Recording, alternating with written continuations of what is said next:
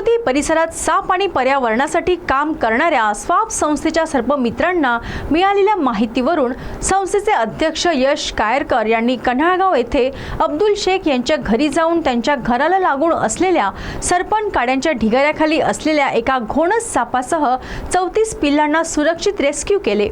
मात्र विशेष बाब म्हणजे त्या 34 पिल्लांमध्ये 2 पिल्ले हे घोणस सापाची 2 डोके असलेले आहे आणि हे सर्प मित्रांच्या मते संपूर्ण महाराष्ट्रात पहिल्यांदाच 2 डोके असलेल्या 2 घोणस सापांच्या पिल्लांचे एकत्रित रेस्क्यूची पहिलीच नोंद आहे। मात्र ते नुसतेच अशक्त अवस्थेत असल्यामुळे सोडण्याच्या वेळेपर्यंत जगू शकली नाही। विशेष म्हणजे घोणस हा महाराष्ट्रातील सर्वात विषारी सापांपैकी एक साप आहे। सापांच्या इतर प्रजातींप्रमाणे घोणस अंडी घालत नाही, तर ती थेट पिल्लांना जन्म देते। मुख्य विणीचा काळ मे ते जुलै दरम्यानचा असतो। काही ठिकाणी हा काळ ऑक्टोबर ते फेब्रुवारी दरम्यानही नोंदवला गेला आहे। घोणस मादी एका वेळेला साधारणपणे 20 ते 40 पिल्लांना जन्म देते। मात्र काही अपवादात्मक प्रकरणांमध्ये एकाच मादीने 50 ते 70 पेक्षा जास्त पिल्लांना जन्म दिल्याच्या नोंदी सर्पमित्रांनी केल्या आहेत। विशेष म्हणजे आपल्या परिसरामध्ये गावाशेजारी जंगलात आणि शेतामध्ये मोठ्या प्रमाणात घोणस साप आढळतो।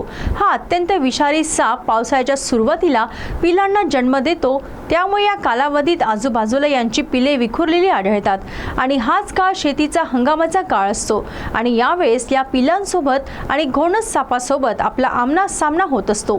जन्माला आलेली पिले पहिल्या दिवसापासूनच पूर्ण वाढ झालेल्या सापासारखी विषारी आणि चंचल असतात।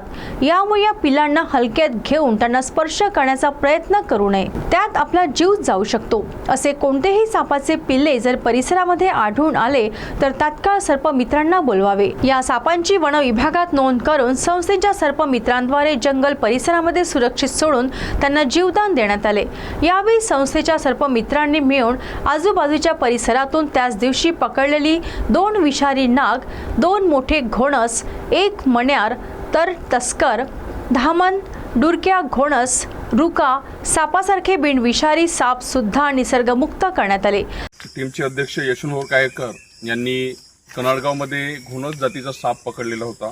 तर ते साप मादा असून तिच्यासोबत तिचे 30 ते 40 पिल्ले सुद्धा होते। तर त्यापैकी 2 पिल्ले असे आढळले यशवंत भाऊला आणि ते थोडे स्थिर अवस्थेमध्ये होते, नाजूक स्थितीमध्ये। तर त्या पिल्लांना 2-2 डोके होते, हे बघू शकता तुम्ही। हे बघा, हे छोटे पिल्ले आहे, हा एक डोका आहे, हा एक डोका आहे आणि उलटा केला याचा स्ट्रक्चर। तर हे आमच्या पाळण्यामध्ये पहिलीच घटना आहे, आम्ही एवढे दिवसापासून साप पकडतो।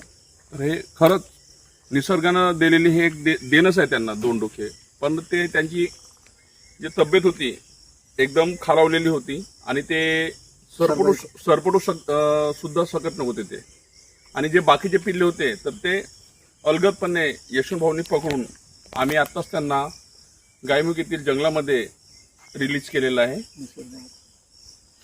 आणि जी मादी होती तिला सुद्धा आम्ही निसर्गमुक्त केलेला आहे।